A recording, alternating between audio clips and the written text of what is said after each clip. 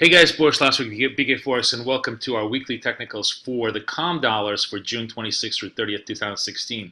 Well, if there was ever a place to hide out last week, it was definitely in the COM dollars, and we talked about that actually in last week's episode, talking about the idea that if you wanted to play Brexit with a much lower volatility position, the Aussie and the Kiwi were definitely your friends, and they were. You could have played it short. We actually, during the live trading of Brexit that Kathy and I did last week, traded a lot of our short exposure through the Kiwi, which was much less volatile, obviously, than cable, and gave us a decent amount of pippages without really exposing us to the kind of 300-400 point swings that cable was doing literally every 5 minutes.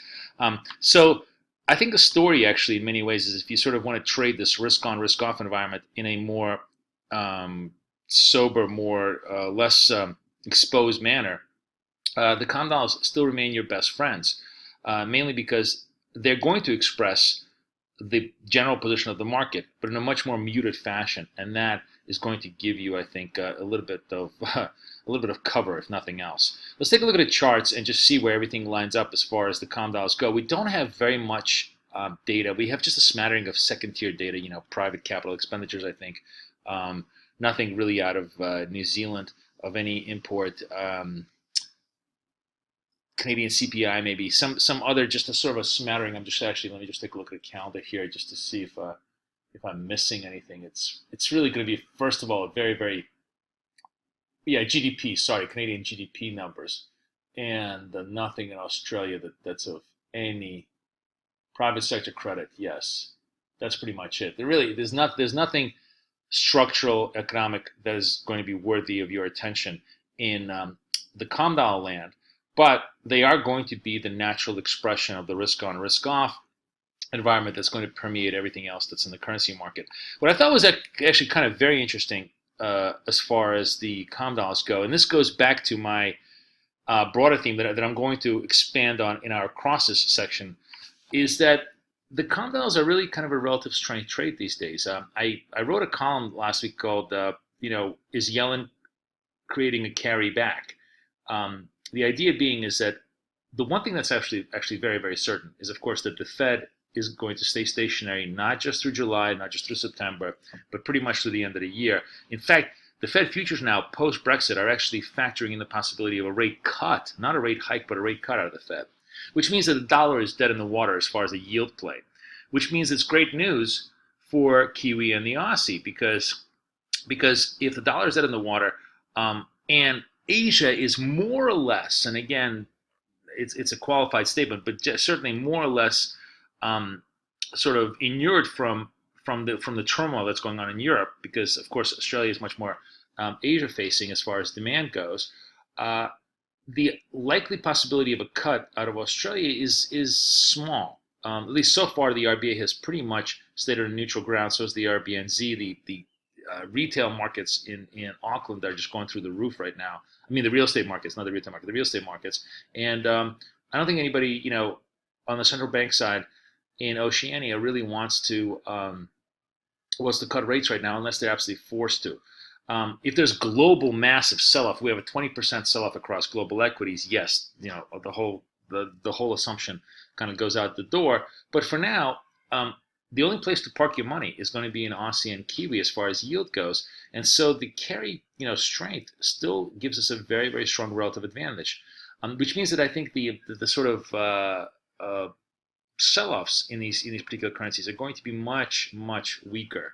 And in fact, if you look at this technically, if you look at the Aussie chart technically, you really have to be a bull because it's still a series of higher lows, and it's basically a buy to dip trade.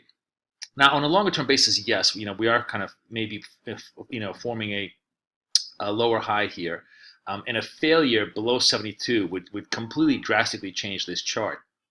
But until and unless we break the 72s, this whole zone of 72, 74 is just a buy-up zone because you have to trust the fact that at very worst this is a double bottom, and at very best this is sort of a very, very good value proposition for further upside action.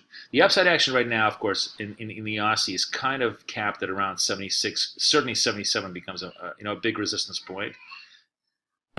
The downside is, of course, the 72s, really sort of 71.50 as the ultimate stop out on the short side, because that would violate the double bottom here, violate a lot of the support that's been building here for quite a while. Generally, I think it looks to be actually the near-term support, at least post or in Brexit time, was 73s. So generally, I think if you want to be tight on your stops, you probably could stay at around 73. And unless the situation drastically changes this whole week, should be able to survive the stop. I like this trade of all the majors. I like the trade of buying a dip of the Aussie right now as a purest pro risk, purest strongest trade to the upside. Should things smooth themselves out. Now, if things get much more negative, this is only going to be a trade on a relative strength basis, not on an absolute basis. In other words, it's going to go down. So I would, if the news is negative, this is not a place to buy stuff. If the news kind of turns positive, I think the flow here would be quite good, and the risk here is relatively minimum. If you want to sort of take a punt, the downside risk is, I guess my point is that if you want to take a punt on this and you believe the news will eventually turn positive, there'll be some short covering moves, then if you're wrong, you're certainly going to be wrong for much less in the Aussie than you would be in the euro or the cable. So from a relative strength point of view, this is one of the better trades. In Kiwi, it's a similar kind of a situation. Kiwi is a little bit weaker than the Aussie. Took a harder tumble in the Brexit resolution, but kind of held. The key hold in Kiwi is the 69.